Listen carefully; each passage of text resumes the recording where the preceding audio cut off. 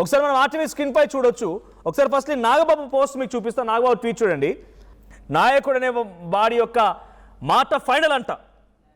ఆయన తగ్గట్టుగా devils and demons అంటే ఎత్తు పల్లాలని ఆయన ఉద్దేశం. ఆ ఎత్తు పల్లాలని ఆయన మార్గంలో మీరెవరు చూసి ఉండరు. ఆయనకు అన్నీ తెలుసు, ఏది కరెక్ట్ ఏది తప్ప అన్నీ తెలుసు.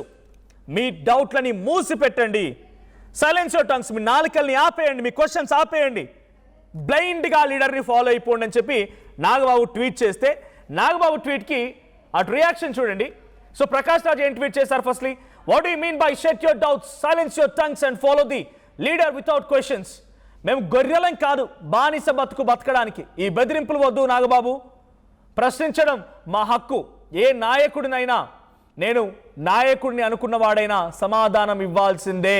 ఇది ప్రకాష్ రాజ్ ట్వీట్. దానికి రీట్వీట్ చేస్తూ ఆర్జీవీ ఒక ట్వీట్ చేశారు. In effect what you mean is, in a democracy a leader is given a responsible position by people who trusted him to take care of their issues.